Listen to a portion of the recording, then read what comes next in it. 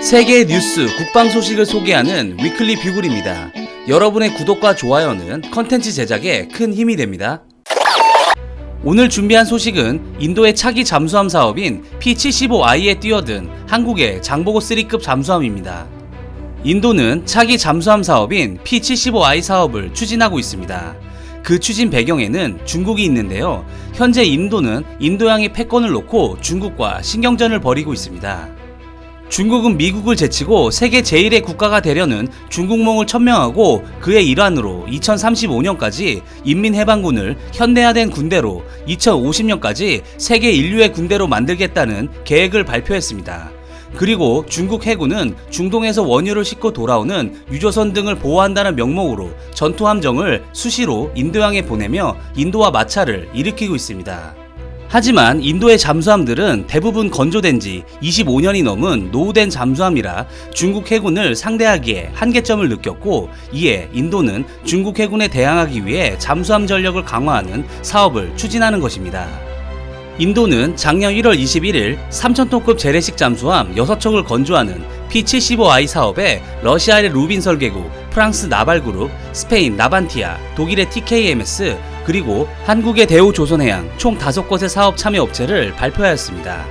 러시아의 경우 현재 인도의 대부분의 잠수함이 러시아제 잠수함을 사용하는데 중월의 폭발 사고로 인한 대형 사고가 잦고, P-75 사업 당시 러시아의 아무르급 잠수함을 도입하려 하였으나 러시아의 개발 실패로 인해 사업 지원도 경험하여 러시아에 대한 신뢰도가 굉장히 낮고, 스페인의 경우에도 이번 사업에 제한이 예상되어 있는 S-80A는 설계 결함이 계속 나오고 있어 시장에서는 이번 사업에서 경쟁력이 떨어진다고 보고 있습니다.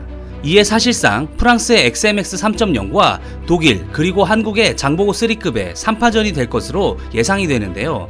한국이 프랑스와 독일을 이길 수 있는 전략이 어떠한 것인지 한번 알아보도록 하겠습니다. 첫 번째로 메탄올 연료전지 개발입니다.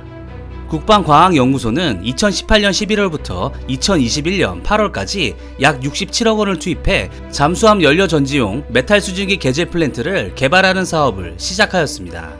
이 기술은 메탄올을 가열해 생긴 수증기를 개질기에 통과시켜 수소를 얻어 이렇게 얻은 수소를 연료전지 모듈로 보내 전기를 만드는 기술입니다.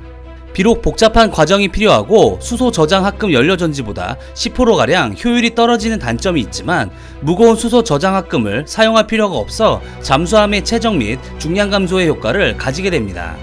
현재 아직 개발 단계에 있지만 P-75I의 첫 번째 잠수함 제작이 아직 5년 이상 남아있어 개발 완료까지 시간적 여유가 있기 때문에 P-75I 사업에 함께 제안한다면 인도 해군에 좋은 평가를 받을 수 있을 것으로 판단됩니다. 두 번째로 장보고 3급의 증명된 신뢰성입니다. 이번 P-75I 사업에서 프랑스는 새로운 XMX 3.0 모델을 제안하였고, 독일은 아직 공개하지는 않았지만 완전히 새로운 설계의 잠수함을 제공해야 합니다. 즉 프랑스와 독일은 검증은커녕 아직 제작도 안 된 새로운 설계의 잠수함을 제안하는 것입니다. 반면 한국은 장보고 3급 사업으로 도산 안창호함을 얼마 전 진수하여 잠수함 테스트에서 가장 어려운 MDD 테스트를 마쳤습니다. 다시 말해 MDD 테스트를 마쳤다는 것은 잠수함의 안전 및 운용상에 치명적인 문제가 발생할 가능성이 거의 소멸했다는 것입니다. 그리하여 한국의 대우조선해양은 독일, 프랑스와는 달리 신뢰성이 보장된 잠수함을 인도에 제공할 수 있다는 점이 큰 무기로 작용할 수 있습니다.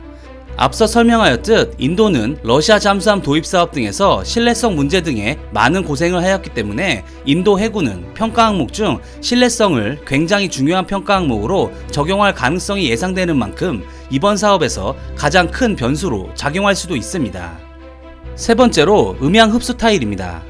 인도 해군의 이번 잠수함 도입 목적은 앞서 언급한 중국 해군의 인도양 침입에 대응하기 위한 사업입니다.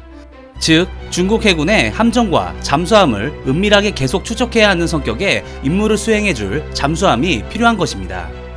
프랑스의 경우 해군의 핵심 임무는 SLBM을 탑재한 전략 잠수함을 통해 핵 억지력의 비중이 크기 때문에 음향 흡수 타일을 제대로 연구할 필요성이 없었고, 독일의 경우 2,000톤 이하의 재래식 잠수함을 보유 및 건조하고 있어 이번 사업에서 요구하는 3,000톤급 이상의 잠수함에 장착하는 음향 흡수 타일을 제대로 개발하지 못했습니다. 하지만 한국은 이미 2000년도 초반부터 장보고 3급을 위한 3000톤급 이상의 음향 흡수 타일을 개발하였으며 현재 테스트 막바지 단계인 도산 안창호함에는 8cm 두께의 다층형 음향 흡수 타일을 장착하고 있습니다. 이번 사업에서 한국은 장보고 3급만 가지고 있는 장점과 신뢰성을 무기로 프랑스, 독일보다 우위를 차지할 수 있을 것이라 보고 있으며, 또한 인도 해군이 관심을 보이고 있는 범상어 중어뢰를 함께 제안한다면 인도의 P-75I 잠수함 도입 사업은 한국의 차지가 될 것입니다. 이상 위클리 뷰글이었습니다. 시청해주셔서 감사합니다.